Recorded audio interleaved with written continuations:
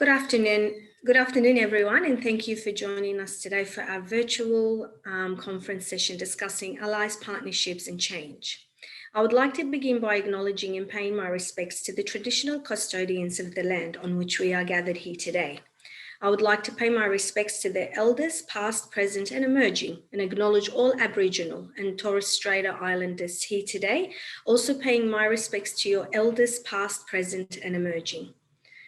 I would also like to acknowledge that NAIDOC Week is celebrated from the 4th of July to the 11th of July, and this year's theme is Heal Country. It calls for stronger measures to recognise, protect and maintain all aspects of Aboriginal and Torres Strait Islander culture and heritage. NAIDOC Week celebrations are held across Australia each July to celebrate the history, culture and achievements of Aboriginal and Torres Strait Islander peoples. NAIDOC is celebrated not only in the Indigenous communities, but by all Australians from all walks of life. This week is a great opportunity to participate in a range of activities and to support your local Aboriginal and Torres Strait Islander community. As an Indigenous person from the land between the two rivers, Betnahran, or otherwise known as Mesopotamia, I am grateful for the opportunity to be here today, to pay my respects not only for the First Nations people of this land, but to extend it to the First Nations people around the globe. We recognise you, we hear you, and we will continue your journey and connection to water, land and spirit. Our healing and recognition ensures our survival. During these unprecedented times, changes continue to occur. What's really important that we have proven time and time again that we are indeed resilient. On behalf of the staff at the Refugee Council of Australia, I would like to welcome you all to this session. My name is Deena, Yako, and I am the Director of Community Engagement at the Refugee Council of Australia and the session facilitator for this afternoon. I want to take this time to also extend my appreciation and gratitude to you all for being part of our event, but most importantly for believing in the work that we do. I would also like to extend my thanks for all our supporters who may be watching this pre-recorded event at a later time. There are only a few things that I would like to mention before we kick off with our first speakers, so please take note of the following. Today's live event will be recorded, and for privacy, we have turned your cameras and sound off. You will only see and hear from the speakers. Please use the chat function to add your comments and questions. We have staff allocated to monitor the chat and we will put forward your questions and comments. If time permits, we will attempt to answer all your questions, but if we do not get to your questions, we will follow up to make sure that we get the information to you via the relevant speaker or even sending the information directly to you. Today's session is about showcasing successful community-led initiatives. We investigate what more needs to happen to embed sustained solutions into the Australian context. What we aim to do today is we want to dig deeper and unpack the following. In a sector that is filled with professionals with lived experience, this session will consider current examples of good practice of community-led initiatives as a platform to investigate how we embed these as standard and sustainable solutions, and what needs to change to get us there, including funding. Now, it is my pleasure to introduce session speakers. Skye Trudgett, Dr. Meena Chevan, Simon Shahin, Anna Robson, and Louna Ghawi. Skye is a proud mother and First Nations woman who is currently completing a PhD in Indigenous data sovereignty and models of care of high-risk young people at the University of New South Wales. Additionally, she is the CEO of RCOA and Blak Impact Lead at the National Centre of Indigenous Excellence in Redfern. Skye is an experienced social researcher and evaluator.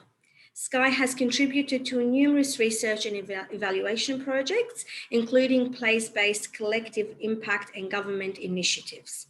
Skye has a particular interest in Indigenous data, sovereignty and governance, and grounds these principles within her work. She brings a unique approach to evaluation, which considers sustainable governance and community plus individual defined and led concepts. There is a short video that we would like to play describing the Blak Impact Project and what it means for the community. Can we please play the the video.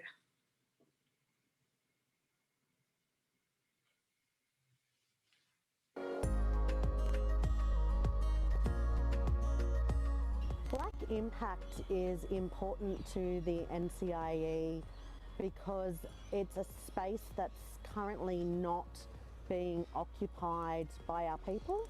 I find that a lot of the times when you're working in social impact, there's really white ways of considering what's important, what change should look like, what success should look like. And First Nations people don't often get a say in what that is. Right, the beauty about Black Impact is that we are here and we're challenging those processes in a way that is effectively going to make social change within Indigenous communities all around Australia. We want every project we do, every job we do to be fully informed by relevant Black voices. So it's really also the how of what we're doing that's really important. We're quite committed to a workforce model that recognises the aspirations of First Nations communities. There is so many stories out there in all of our communities, all across Australia, that can be told from ground up, that demonstrate that we actually have the tools. We're already doing things that are successful. We're already working in a way that is changing our communities' well-being in a positive way and having a positive impact. To me, I think even with Aboriginal spirituality, I don't think we have very many straight lines or linear things. Like, I think we're all about nature and the dream time, and a lot of those things, I guess, are curved and edged and really different than to what everyone else kind of explains through their metrics. The biggest part of this is about ensuring that Aboriginal people, not just here in Redfern but across the country, realise the importance of the story, our stories, and being able to articulate that to non-Indigenous peoples, and for people to have a better understanding around what matters most to us. There's an ethos and a true belief within our team that these skills are already there. The excellence is already there for First Nations people.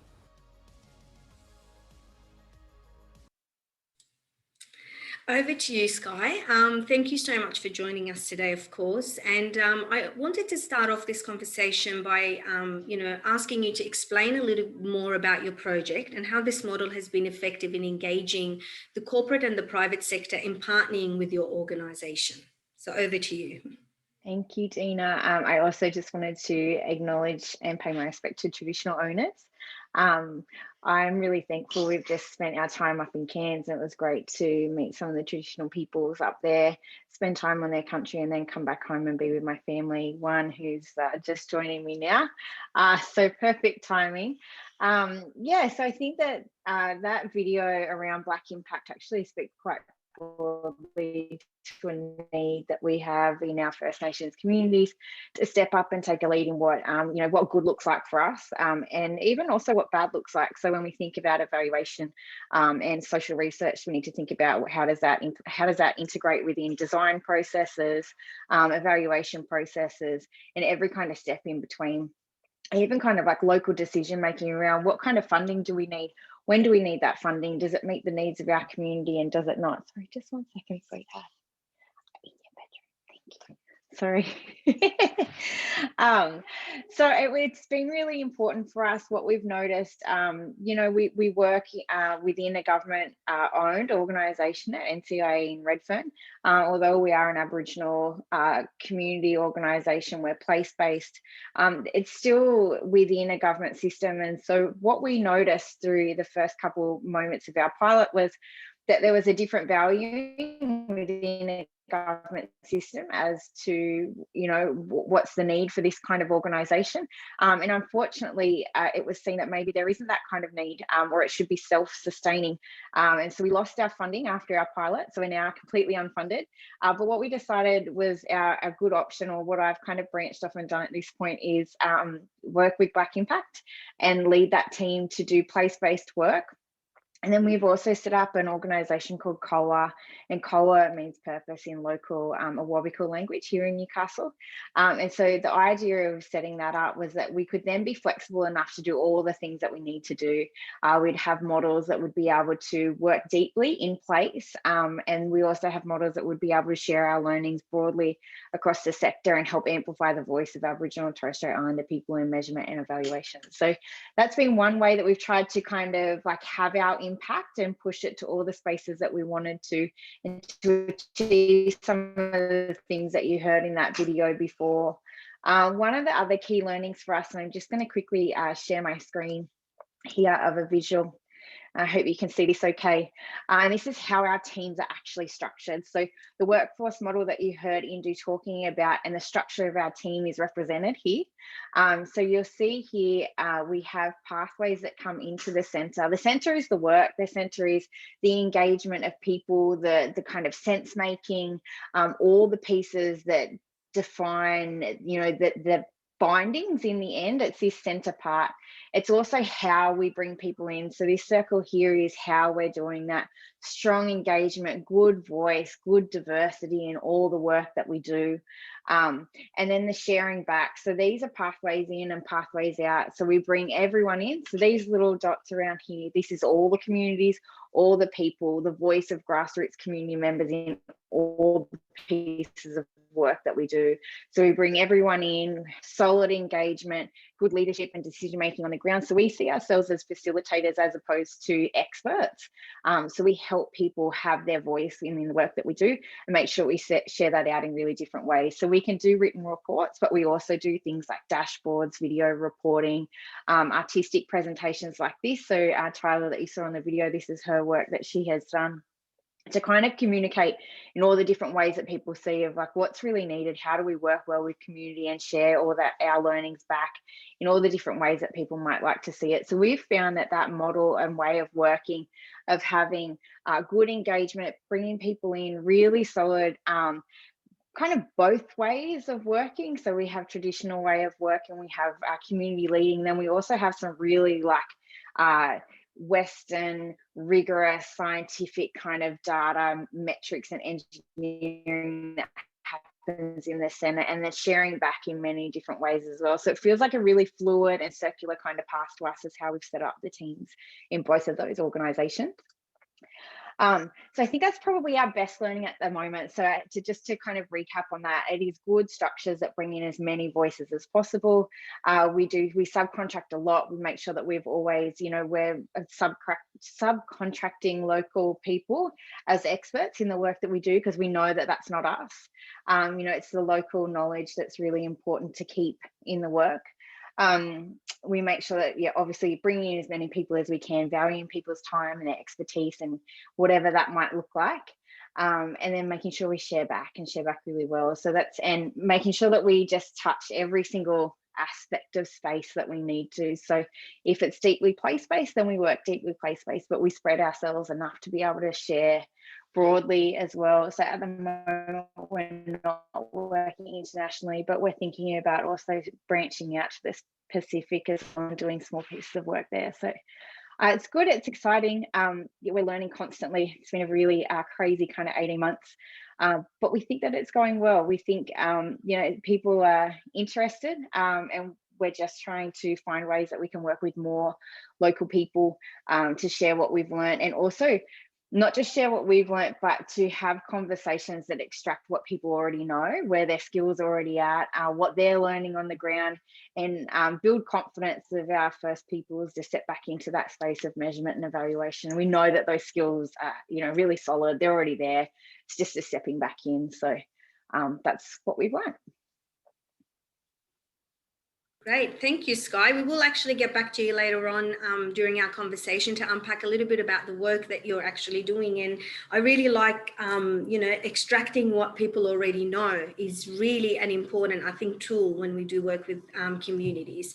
Thank you, Skye, of course. And now I would like to introduce our next speaker. Dr. Meena Chevan is a Senior Lecturer and Program Director of International Business at Macquarie University here in Australia. And her research expertise is in in the discipline of international business, entrepreneurship, and cross-cultural and diversity management. Her research has been published in top journals and encompasses developing intercultural competence and cross-cultural leadership for propagating inclusion and diversity, intercultural conflict resolution in multinational corporations, and enhancing the employment opportunities of people from culturally, sexual, and linguistically diverse refugees and disability backgrounds. Dr. Meena, welcome, and thank you so much for joining us here today. Just to start off the conversation, of course, and unpacking a little bit more about your research, I've wanted to, ask you a question in terms of regarding and following up on from Professor Hugo's 2001 seminal report on contributions of refugee communities to the Australian economy. The report was titled The Economic, Social and Civic Contribution of First and Second Generation Humanitarian Entrants. Could you please tell us a little bit about your extensive research and your shift from the migrant to the refugee communities as well?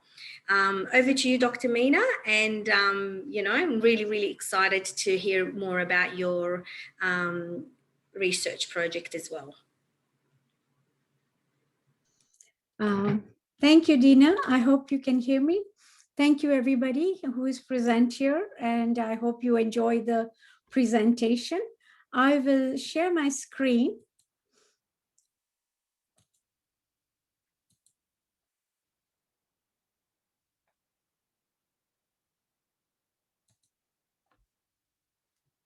Can you see my screen, Deena?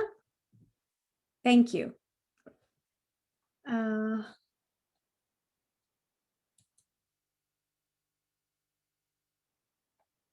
Just trying to move my slides. Okay. My name is Meena Chevan, as Deena has stated. I have been an academic for about 25 years now, of which 15 years, the last 15 years have been at Macquarie University. I completed my PhD in the area of international entrepreneurship. During that study, I researched 200 migrant entrepreneurs. Currently, I conduct research on varied international entrepreneurs, migrant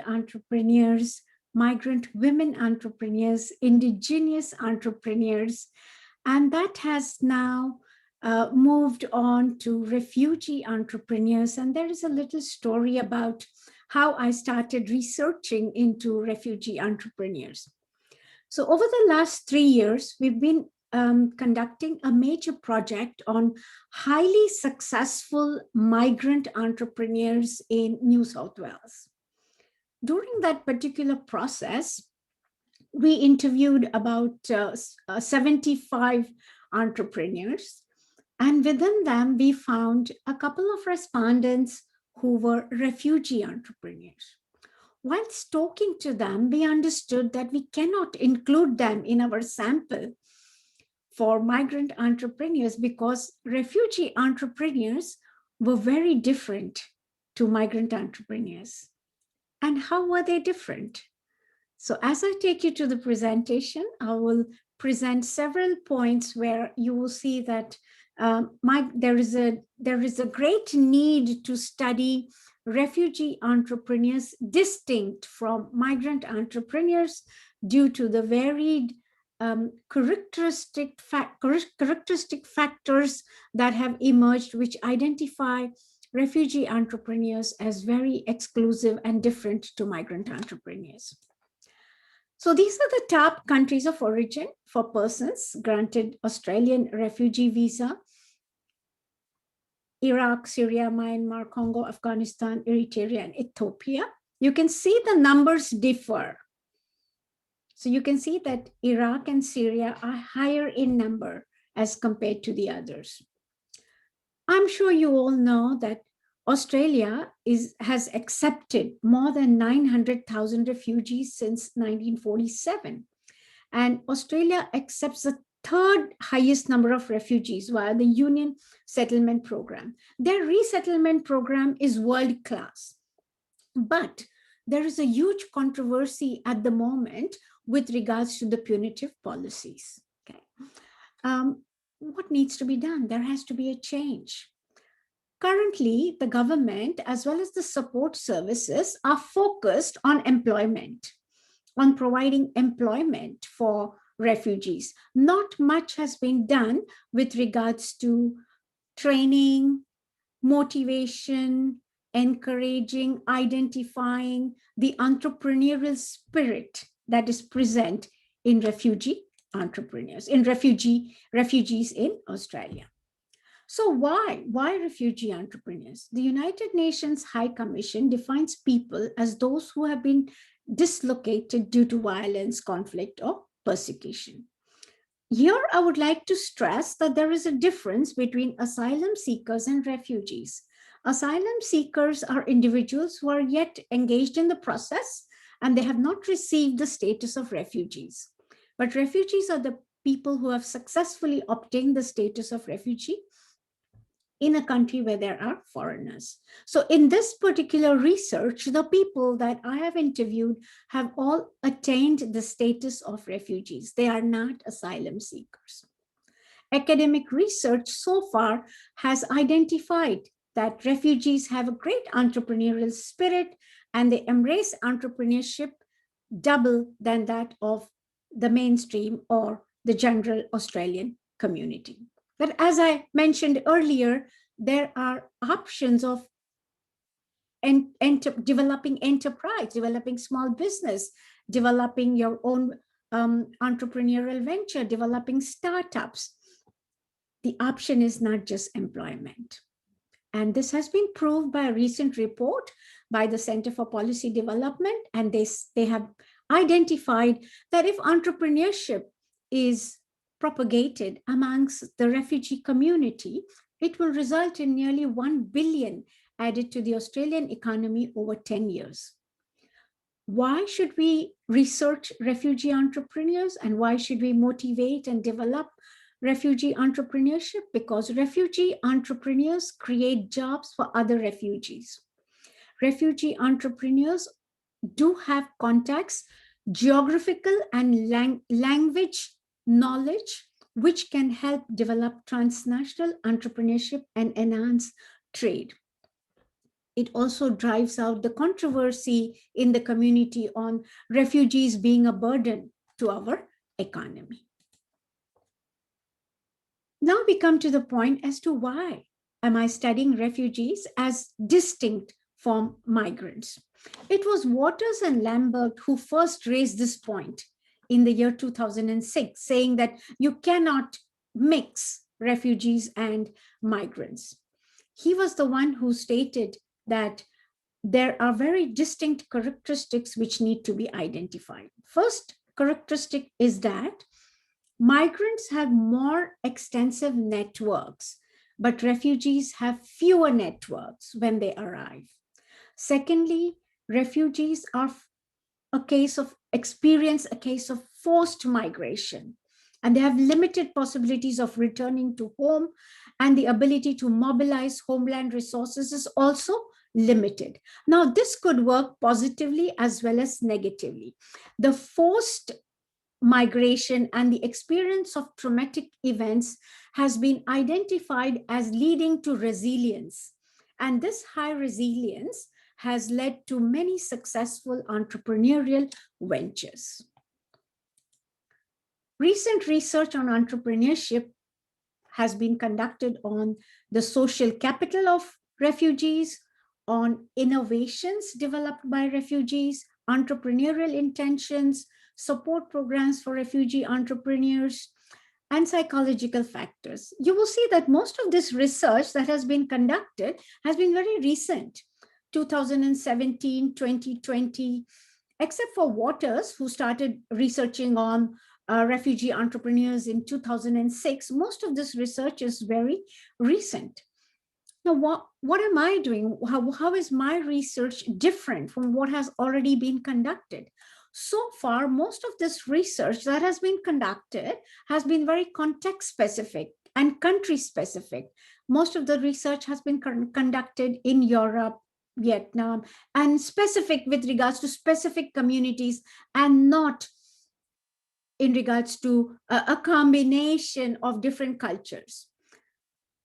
The refugee community is heterogeneous. There is refugee heterogeneity in socio-economic profiles. We have refugees from different cultures, speaking different languages, different age groups, different education, which has been identified by Blackman. There have been differences between refugees in terms of the varied factors that have impacted them before they arrived into the country. And therefore, it is very essential to understand that one size fits all doesn't work here. And you need to identify refugees from different cultures, communities, age groups distinctively, as well as in regards to their arrival in the host country. So this research looks at the challenges that refugees faced in the host country and how they differ significantly depending on what resources they have, human and social capital as well. We're trying to understand what are the inhibitors and the enablers that allow them to conduct business. So what we did is we conducted in-depth qualitative interviews with refugee entrepreneurs. This is a work in progress research, and we are still conducting research. This presentation is the outcome of 10 refugee entrepreneurs. We are still looking for refugee entrepreneurs. So if anybody would like to participate in this research, please do contact me.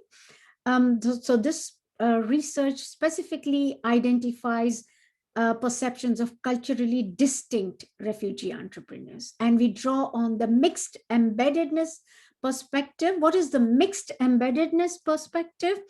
These are the factors in the social environment and the economic environment that assist and inhibit refugees in developing their enterprise. So these are the three streams: refugee entrepreneurs, mixed embeddedness, and the institutional theory that our research is being informed from. And I will take you through a little bit more, but quickly, because I don't think you are interested in academic research as such, but I will take you through the outcomes in more detail. So these are the three streams that have helped us with this research. We combine more than one theory because, you know, the institutional structure and the market structure is different, and both of these impact refugees. And the refugee entrepreneur needs to get embedded in the institutional structure of the country as well as in the market. And it helps academics like us to understand the dynamics within the refugee culture and within the refugee environment, and helps us to understand the macro, meso, and the micro level factors as well. So as I mentioned earlier, mixed embeddedness is basically a process of refugee entrepreneurs embedding themselves in the economic and the institutional context of the host country, which assists them, which supports them and facilitates them to overcome the varied barriers. Right? With the family embeddedness, which is also a very important factor in refugee entrepreneurship, most of the refugees that that are respondents in this particular research have very strongly mentioned that the family was a very important factor in regards to their motivation and inculcating entrepreneurial spirit and starting an enterprise. The institutional theory basically refers to regulative, normative, and cognitive factors within the country. And we're identifying what are the inhibitors and the enablers that lead these refugee entrepreneurs towards success. We specifically look at two aspects: the relational embeddedness, the family embeddedness, and the institutional constraints. So the objective is to investigate how refugee entrepreneurs thrive in the host country. Does embeddedness play a crucial role in their success? Yes, embeddedness is important, but does it support them in the long run? What are the varied factors that change once they become successful?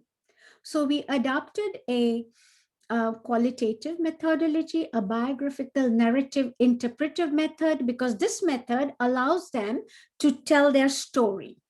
So we don't ask a lot of questions, but we keep it open, and it is a narrative structure. So this structure allows us to ask very specific what and how questions. We engage them in 2 sessions and also follow up with a number of interviews, face-to-face interviews, group-based family discussions, archival sources, and keep following up on phones if we need more information. So this is a semi-structured face-to-face interviews where we selected the 25 entrepreneurs initially to start off this research. And these are all refugees who are working with incubators in Sydney, in Ashfield, as well as in Blacktown. And they have government grants for supporting refugees. These are some examples from my sample, just 10 examples. As you will see, specifically look at the education. They are highly qualified people with masters in information technology, PhDs in computers, and their age group for this particular sample, the age group that has been selected has been pretty young, and their businesses are also not more than 15 to 16 years old. They're quite new in the business. They're not very old in the business, but we have samples of businesses that have been working in Australia for more than 25 years as well. Okay. As you can see that we have coined these entrepreneurs: innovative entrepreneurs, serendipity entrepreneurs, accidental entrepreneurs. And how have we coined them? We have coined them based on their stories, based on their case studies. Okay. So all of this data was then analyzed through NVivo, and we obtained a total of 227 first order codes. These are some of the codes and the themes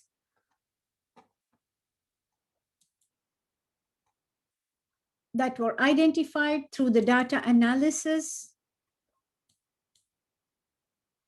And we came up with this theoretical framework where at the moment, the enablers are family and refugee community embeddedness.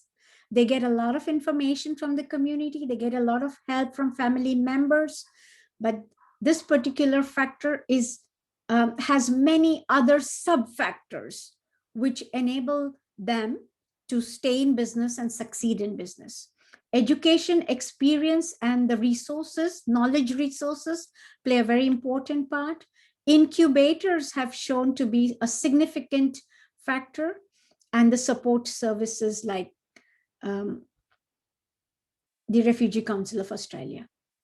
The inhibitors have been host country institutional constraints and policies, regulations with regards to starting business.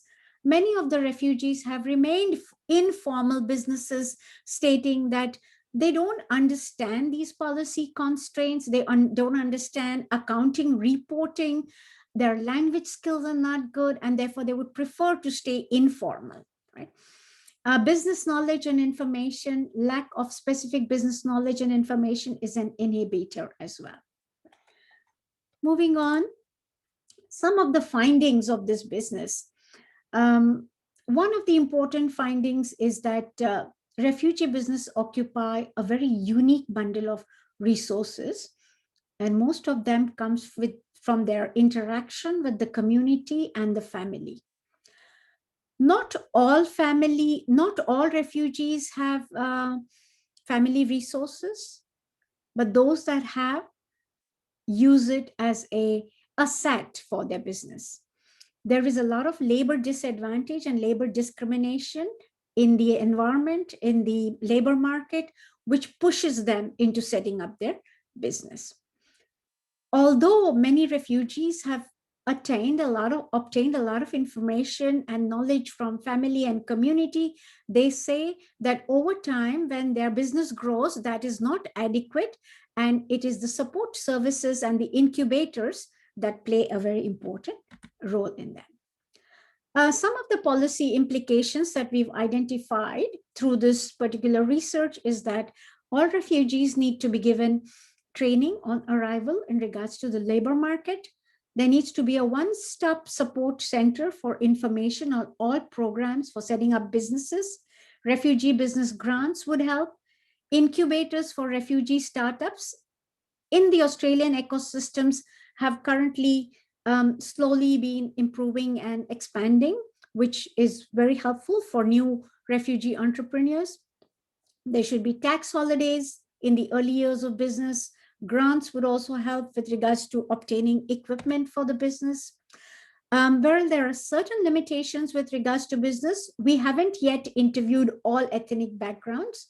We are trying to get refugees from all ethnic backgrounds.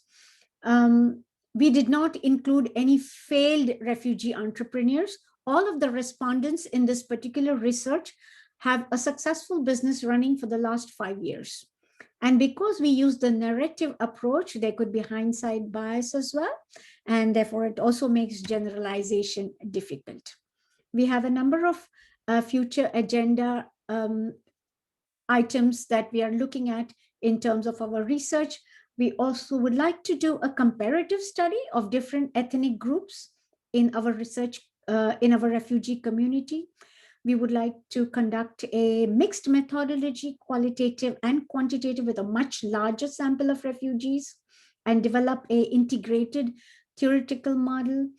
And as we have coined refugee entrepreneurs in this particular research, we would like to propose a typology of different refugees from different cultures and different backgrounds that could probably help us identify their specific needs.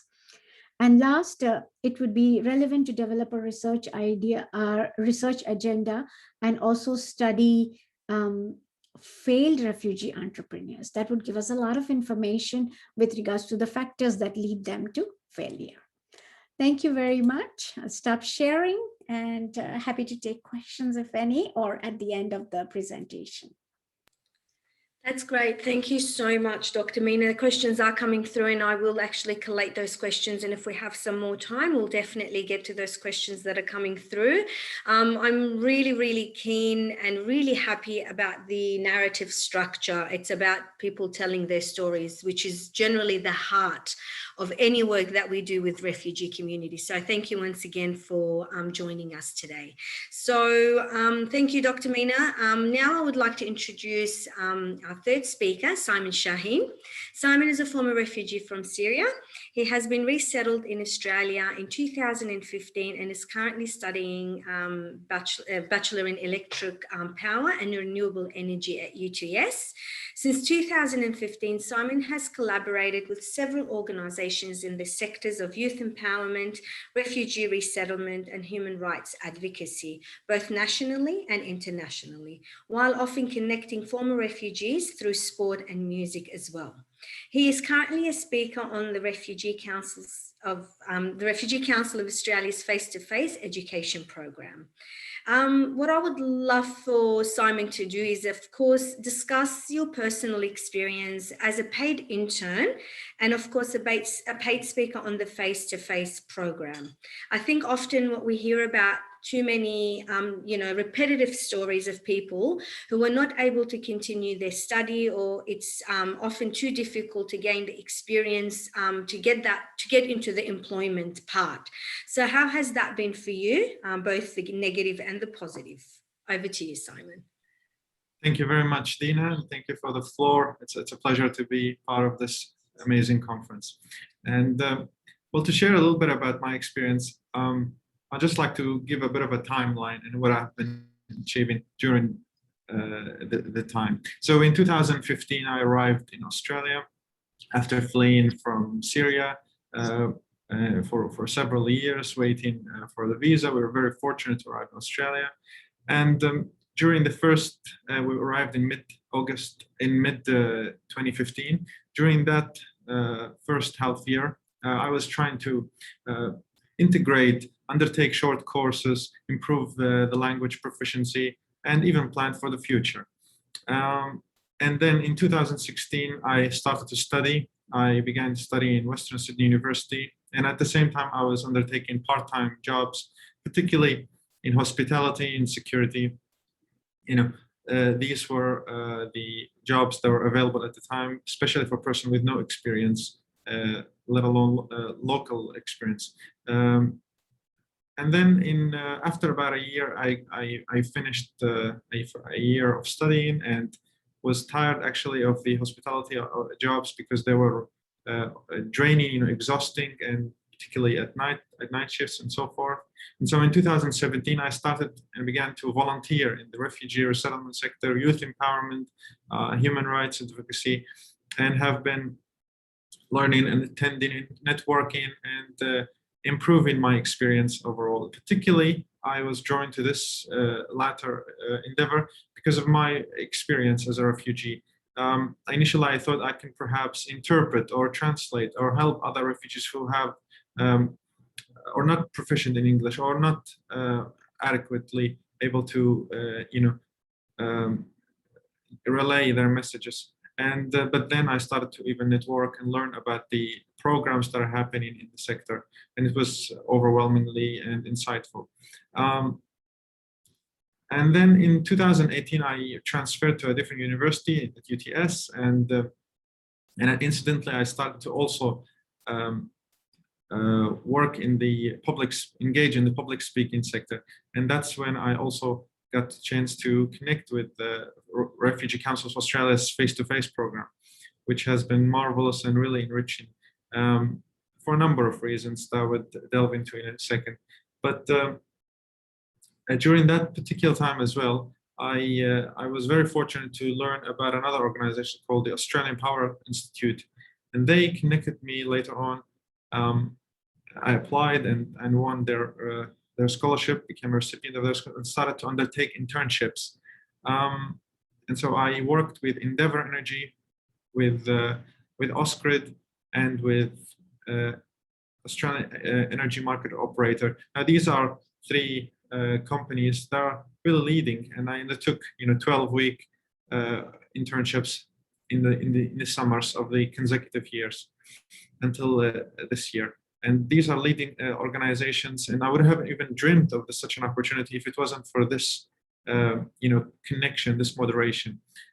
But the fact that I even heard of this organization was in a matter of a chance, because it was just through a bit of a network and also a bit of announcements. And later on, these such an organization and similar ones such as Career Seekers and many other organizations started to echo more and more in my mind, and I started to relay this to other like-minded refugees. So yes, I was really fortunate to have these paid internships. They allowed me actually to engage in my field of study in the renewable energy, electric power, renewable energy, and I started to even be more interested to innovate and work, and I brainstorm and try to learn more about this sector. But I also would like to share, before I talk a little bit about the refugee, about the face-to-face program, I'd like to also share a few other stories that were pertinent along the way. So I talk how fortunate I have been in these opportunities, but some friends of mine or connections haven't been so fortunate, and they had a lot of obstacles faced on me. So for instance, my father, he is a dentist from Syria, even with an American board certification, and he failed after 3 attempts of trying to recognize his qualifications at a very costly, $2,000 per test to recognize them. So he changed his profession entirely into interpreting and translation, and is currently in the process of NATI certification. Particularly because, for instance, organizations such as Career Seekers, they might not have the support for health professionals such as dentists and doctors, particularly because of the indemnity insurance, which is expensive and only given to people who have their qualifications recognized. So it reminds me of the broken circle I need to get a job to gain experience, but you know, I need an experience to get a job. And there's another story I'd like to also mention was of a friend of mine who, again, these are all refugees, the same visa class of mine, global humanitarian visa subclass 202. And another story of my friend who studied at the same time with me at UTS when I moved in 2018. But he, towards the end of the year, he had, in a sense, crisis feeling, like he didn't know what his profession will lead him if he would get a job. He didn't even realize if he likes it or not. He needed some kind of academic advisor or any advisor profession. And so he just entirely left the studying. And so he has been for the last 2-3 years not able to study nor progress. And he has 180 degrees changed from a bright, very, very, very smart person to a mediocre, in a sense, with all the respect to him, and not able to progress in his life. And yeah, I definitely always seek to find any opportunities to connect him with, but this was, you know, one result. And then the third friend is mine, who studied as well at the same university. He achieved even way higher marks than mine. He achieved the weighted average of mark of HD, high distinction.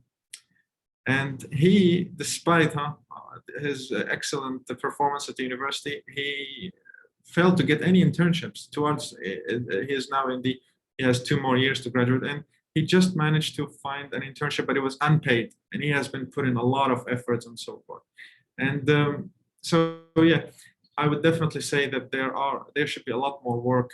Yeah, mostly those organizations or these kind of programs and scholarships are not heard by refugees, or there are burdens, you know, bureaucratic obstacles. As for Refugee Council of Australia, the face-to-face program, well, this program did bring me a lot of experience with both professionally and to have a lot of other soft skills. Now, the fact that I did public speaking was very new to me. And then I started to engage with different stakeholders. It was whether schools or even professionals, big companies as well. And so these experiences I hadn't even dreamed of, and to have represented an organization, but also to have shared my personal experience. So overall, this program was, for the last 4 years, has been empowering in me the skills of interpersonal and communication skills, even negotiation skills,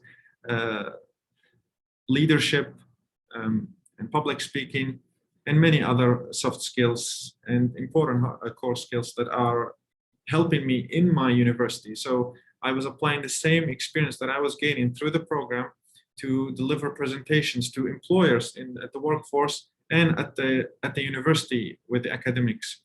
And I was the experience that I gained from trying to summarize a personal journey and speak it in public in a concise and, in a sense, you know, insightful way.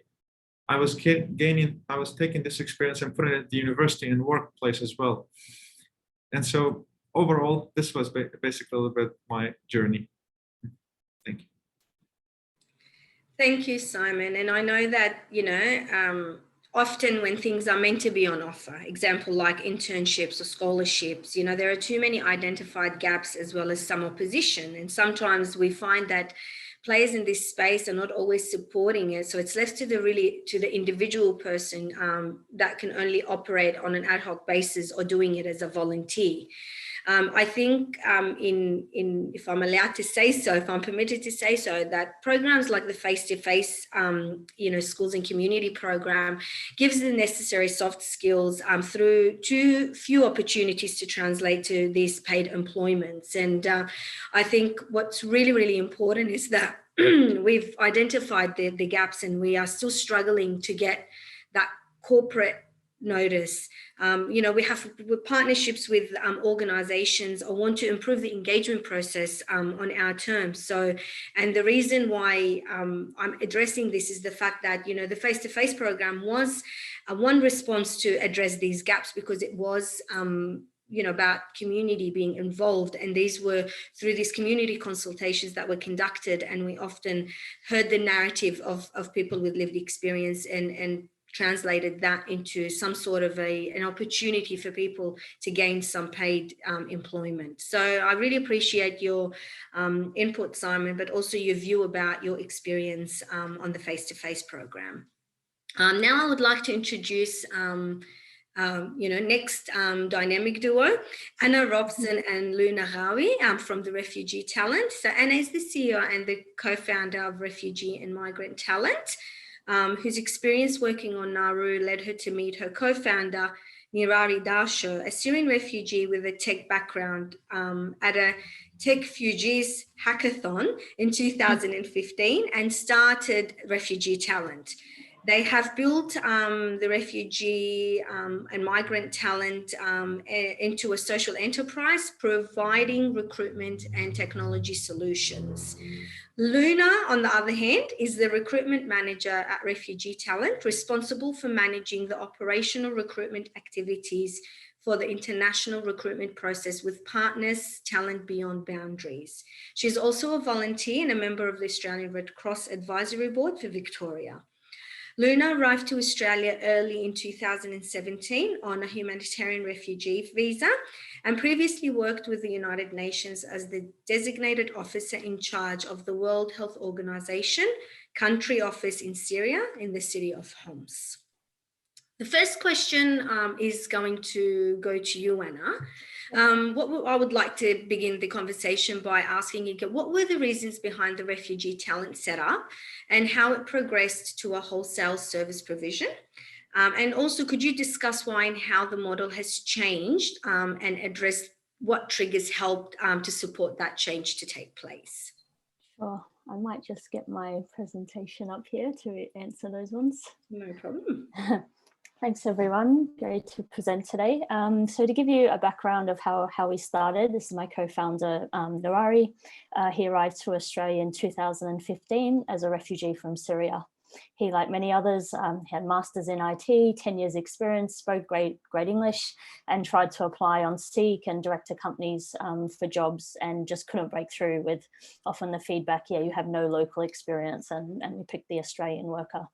My background is I worked on Nauru for Save the Children, and my experience there, obviously seeing people locked up and the treatment of human beings, but also just people and the skills that they had, and seeing that waste of life, led me to not only attend protests and things, but I heard about this hackathon called Techfugees, where the idea was how to use technology to help refugees settle better that were already in Australia, and that's where I met Nirari, and we shared our experiences together. So we had the idea that really we needed to create almost like the Seek for refugees, so an employment platform just dedicated to refugees in Australia. So our vision was to build a more inclusive world and using tech to do that. So we were founded at the Techfugees hackathon, which is where we met. Nirari was a client with SSI, so we also actually completed the SSI Ignite Refugee Incubator program, which was really good. And along the way, we became a social trader certified enterprise, operating obviously more for impact. So today, 5.5 years later, we've built an employment platform connecting more than 35,000 candidates, both domestically and internationally, with 700 employers across Australia. But we've sort of had a bit of a shift in what we do. When we started, we were looking to just do employment and link up refugees looking for jobs in Australia with employers in Australia. So what happened was we engaged more than 600 employers across Australia with different job vacancies. So we received more than 555 from those 600 employers, but we only made 125 placements. So that was 400 jobs that we didn't fill. And that was because we didn't have candidates in the platform that were job ready or in the right location. So that was 400 people and jobs that went that could have been filled. Today, we've built that database to 4,000 candidates. But what happened as a result of not filling all those jobs was we shifted from doing recruitment to more technology. So we analysed those 400 jobs that we didn't fill, and we looked at what industries they were in, what jobs, what locations, what were the gaps and the reasons we didn't fill them. So often we didn't have any candidate in that location, that was a mechanical engineer. And that goes back to the refugee organisations that receive candidates when refugees first arrive in Australia. They weren't necessarily capturing that CV data of refugee candidates. So we started providing our software to other refugee orgs, for example, Multicultural Australia and Spectrum, who use their own branded employment platform. What they do, they then capture that CV data of their candidates as early as possible. So as soon as you have any employer, any job come to you, you have the data of the candidates that you're supporting in your system. The other key one was that not every candidate was job ready, had perfect English, had this training course, and often that career mapping from when someone arrives and they're not job ready. If you need to go do an English course, you need to do that, then you need maybe do a training course, then maybe internship, then get the job. So actually mapping that journey in an employment platform so you can start analysing all the obstacles. So you might find one of the main obstacles, is the cost of getting like the dentist example that Simon gave. And that's where we can be advocating, nationally for every refugee candidate that's a dentist. Hey, if we can get funding to cover that exam and that test, that person could be in employment, 6 months after arriving rather than 5 years later. So our system can help organisations, refugee organisations, analyse that data much better to get people into employment or into training much faster. The other key gap was obviously analysing the job vacancies and industry gaps. So we identified, the major industries in Australia that have gaps are health, education, construction and professional industries. So mapping where the actual job gaps are against the data of refugee candidates and then looking at where those matches are can better enable refugee orgs to proactively approach the right employers when you actually know what candidates you have and what skill sets they have. So the other key thing was a centralised database that we've built to share job data. So when we receive an employer across Australia that's looking for, a hospitality worker in Brisbane, we can then send that job, out to Multicultural Australia to then match a candidate for that role. So that's sort of the shift that we've had, is now providing our software to other refugee organisations. And we're doing that internationally as well. We just built a similar employment platform for the UK refugee sector, REN, who represent more than 90 refugee orgs across the UK.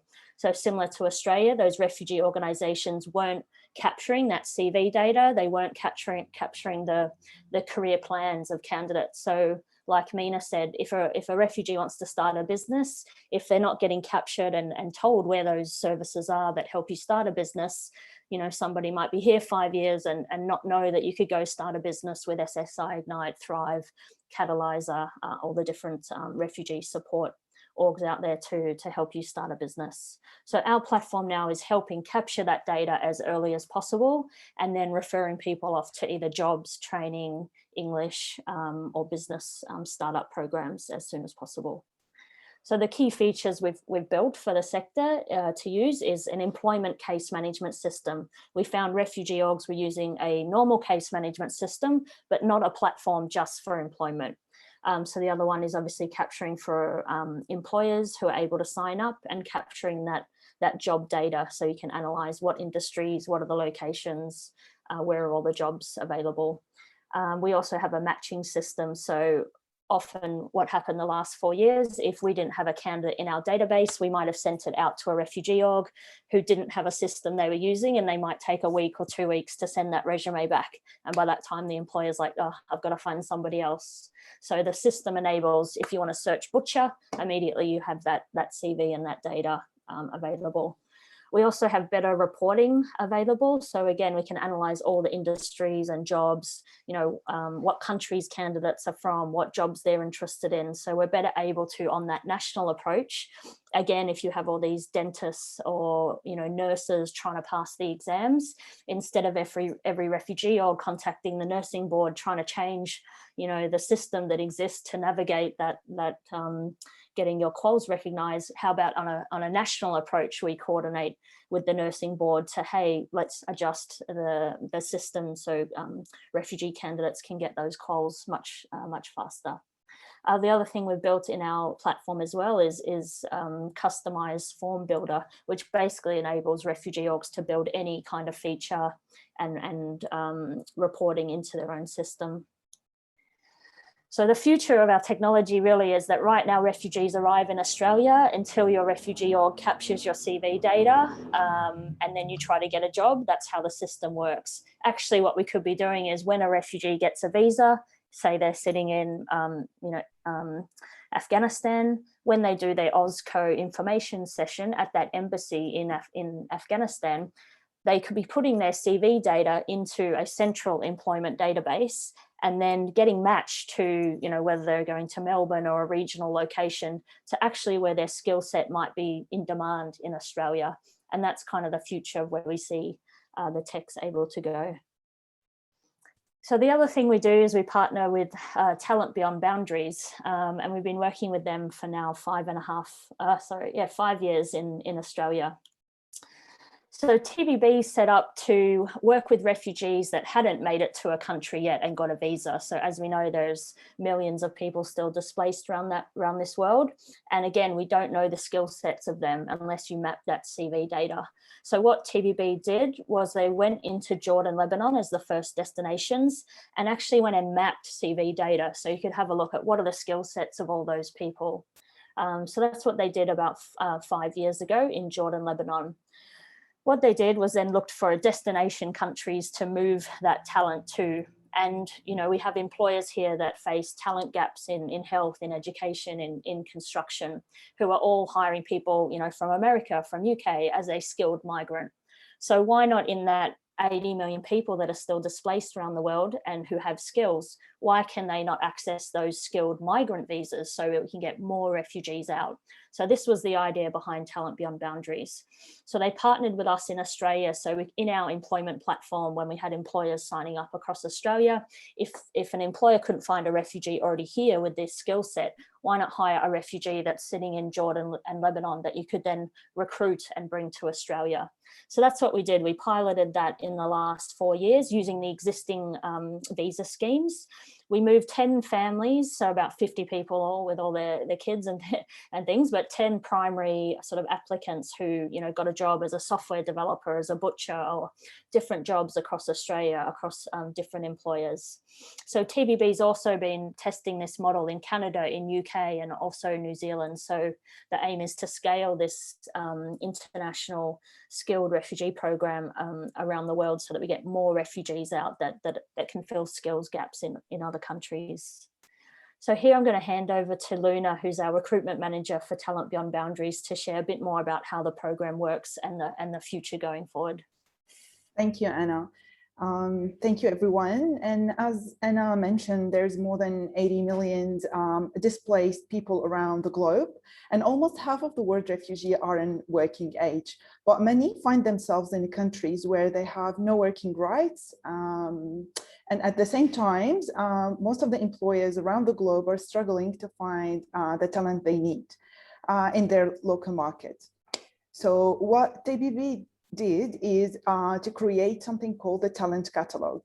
And I'm just showing a snapshot of our talent catalog. So basically all refugees can register in this talent catalog, basically just to upload their CVs, tell us about a little bit of their experiences. And so we have more than 25,000 registered refugees on talent catalog. And we have all the skills. We have engineers, we have teachers, we have tech people, we have even trade workers, software engineers, and logistics, and even butchers and chefs. So all these data are captured in our talent catalog. And then this is one of the example of one of our candidates that we moved him through Talent Beyond Boundaries to Australia. This is Ibrahim, who is a mechanical engineer, a refugee from Syria. We moved him from Jordan to Australia on a working, actually he got a job with John Holland as a mechanical engineer to later on find another vacancy working in Shepparton in region of Victoria. Another example of our candidate, we have Tarek. He is a software engineer from Syria. He was recruited by IRIS and moved from Lebanon to Australia as a software engineer, and he's living now in Melbourne. So how is our program works? So firstly, we identify role. Who identify role? It's the employers, the Australian employers. They come to us with a specific gap and skilling gap. So we then go to our talent catalog and look for a specific candidate that can be shortlisted for this specific role. We prepare the shortlist and then we hand it over to the employer. And then we move to the recruitment process. So we do facilitate the remote recruitment process, including videos, interview, or we can facilitate any testing might be required. And then if the employer is happy with the candidate, a job offer is made, and then we move to the visa application.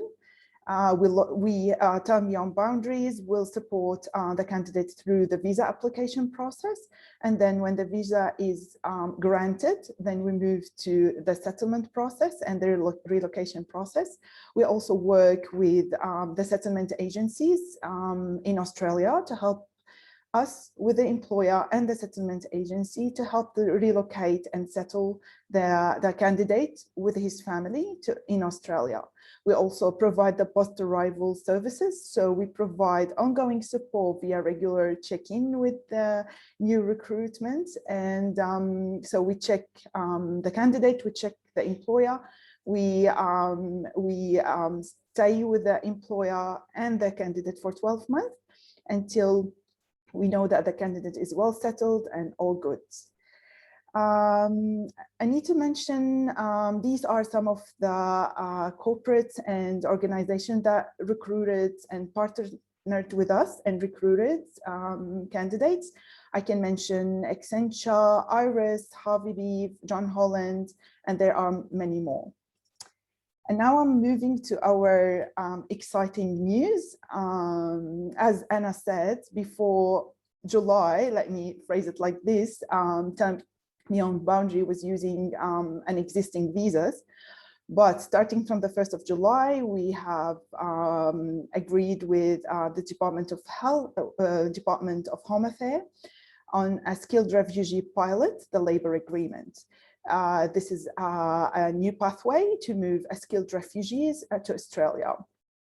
What's special on this visa is we have 103 occupations listed on this skilled refugee pilot based on the gap needs in the Australian market. In this labor agreement, we're also being provided a number of concessions. I will mention some of them. For example, no labor market testing is required. There will be waived for skills assessments. Another important issue that it will help refugee with a special arrangement for police checks and passport. In addition to the fact that the functional English IELTS is not 7 anymore, it's 4.5 for this special visa. So we've been granted 100 spots to move 100 main candidates with their families within 2 years. So we're hoping this will be something more sustainable, and it's a win-win for everyone. It's a win for the employer who needs specific gaps. It's a win for Australia to have a talent, to capture a talent, and it's at the same time a very important that we are providing families a safe place to live and a place where they can continue dreaming and continue their work and career. Thank you so much. Thank you, Louna and Anna, for this great and wonderful initiative. And it is indeed a great example of good practice, and of course a model that needs to be established and embedded into the various sectors that exist that are not yet tapped into. So definitely a great example of moving forward and finding durable solutions that we often speak about in this sector.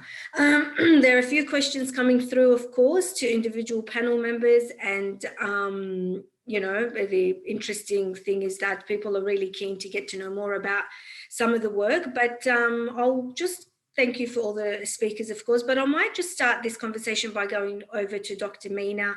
Dr. Meena, we've got questions coming through and wanting to know about what are your thoughts in terms of doing some research on entrepreneurs with people seeking asylum, and if that, you know, if you have crossed that thought, or if not, why not? So I'll move over to you and get you to talk a little bit about that, whether that idea has been kind of, you know, considered.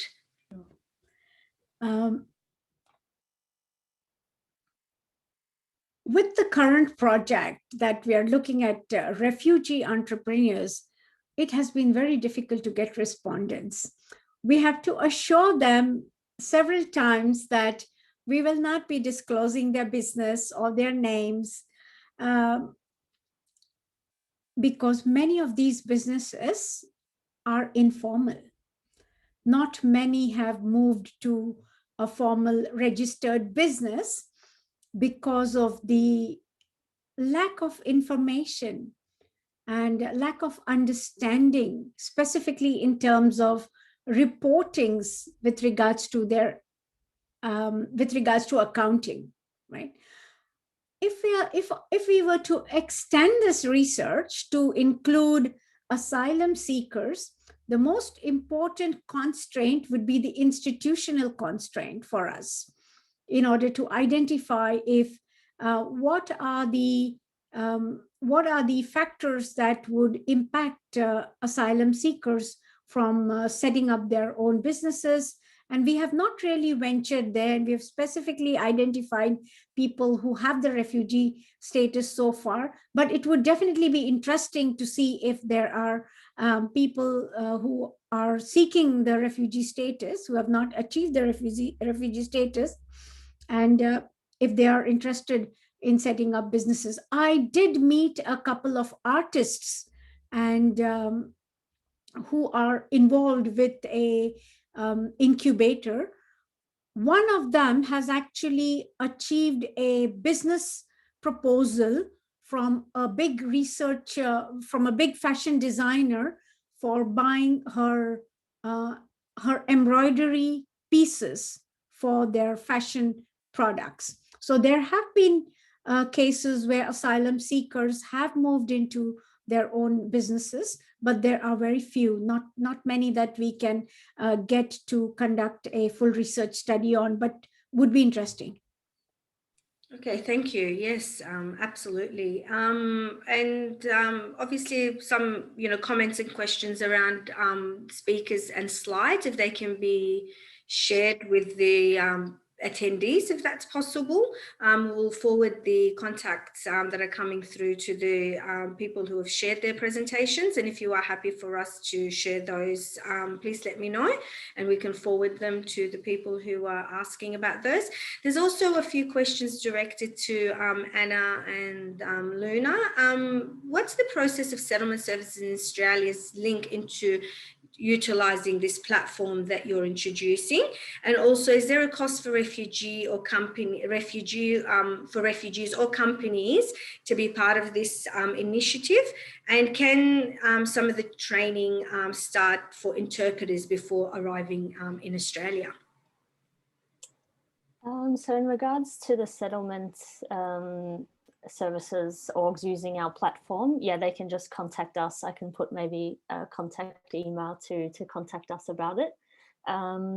Is there a cost? So not for refugee candidates. So currently how our model works is, and maybe I explain a bit how we shifted as well. So first of all, when we did domestic recruitment, you know, we're not government funded, we were charging employers a recruitment fee.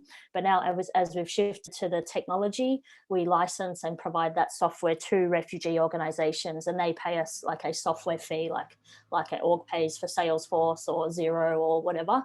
They pay us a software fee to use the platform. So yeah, so the refugee org is paying that fee. And in terms of the other question, so I think it was...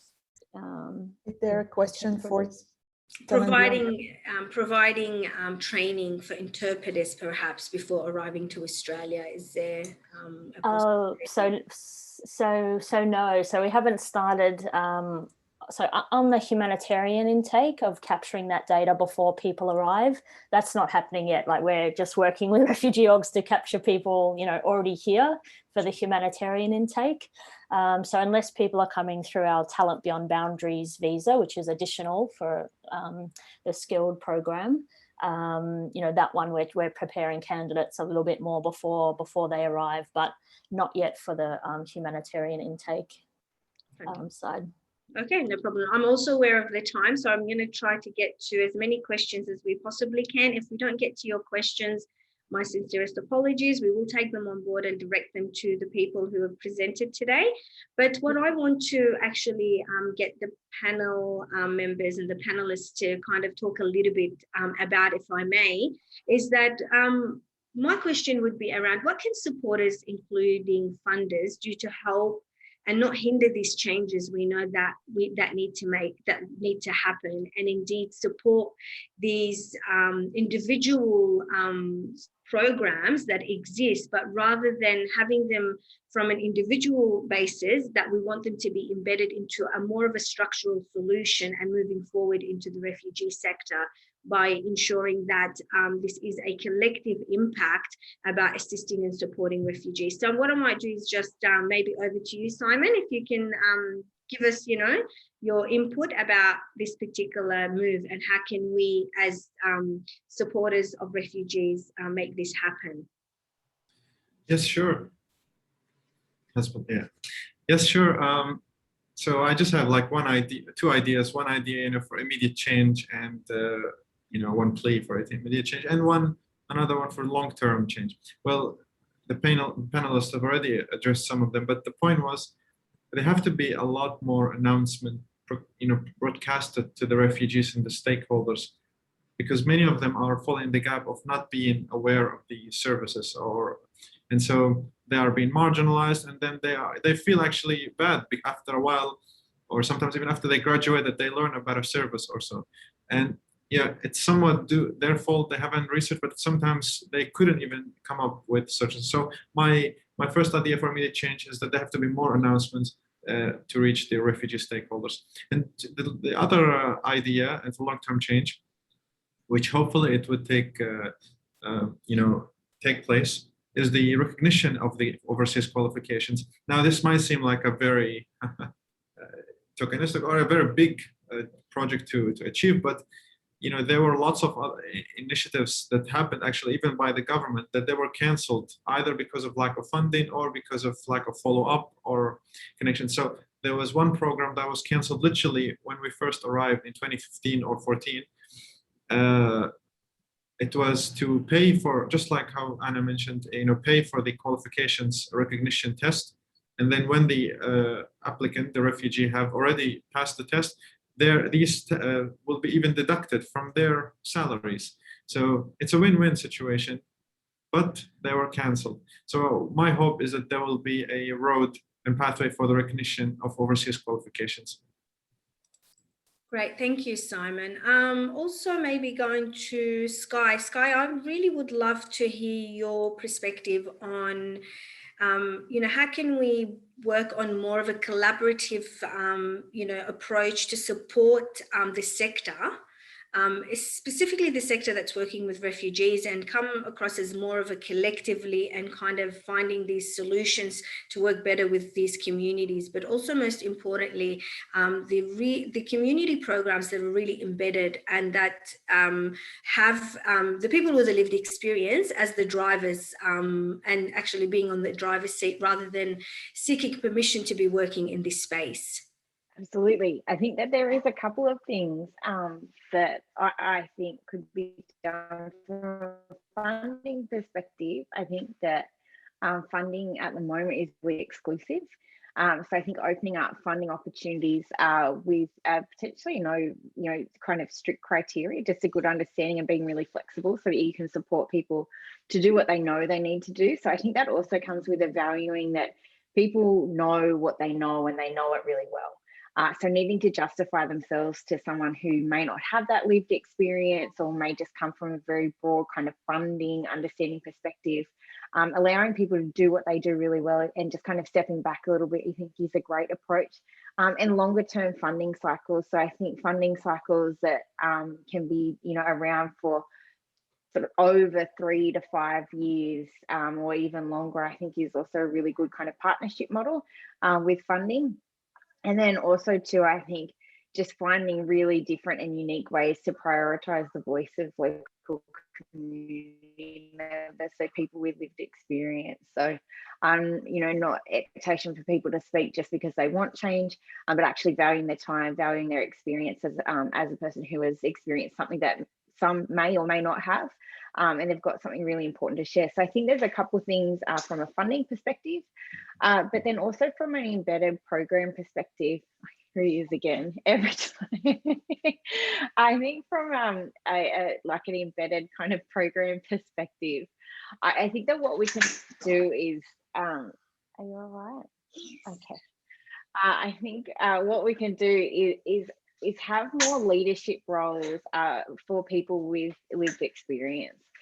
So what we often see sometimes is there's bringing people in at, moments in time that might seem good and you can kind of get that voice every now and again. But I think actually having leadership roles taken up by people with lived experience, really kind of driving programs so that they meet the needs of those who are participating in the program is really important.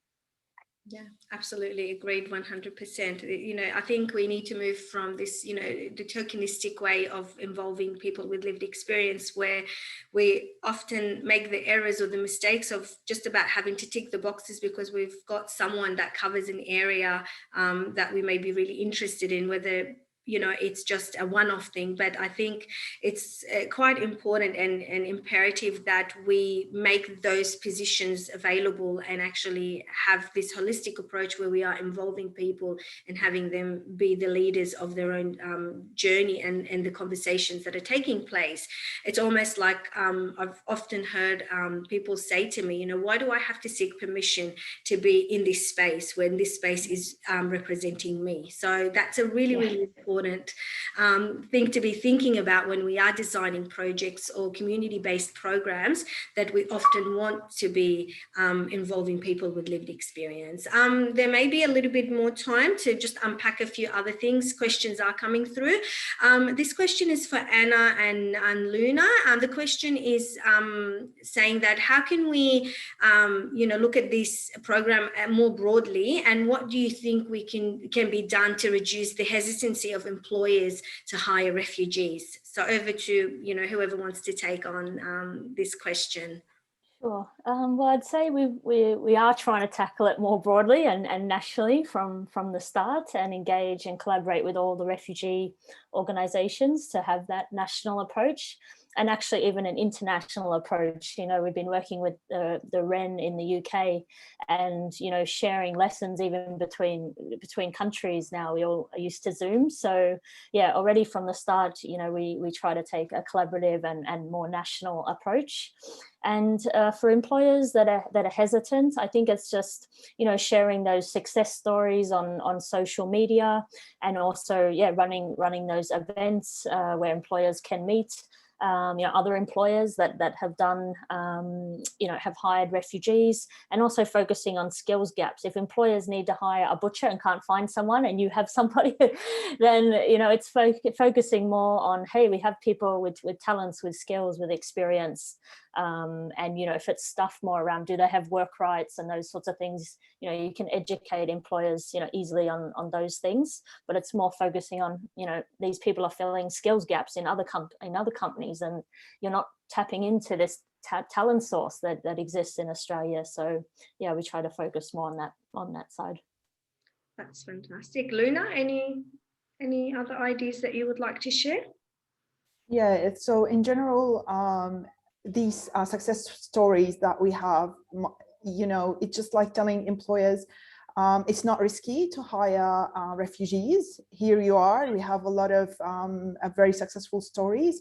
And with our new 100th place to fill, I think this is a very good example of the success of this pathway.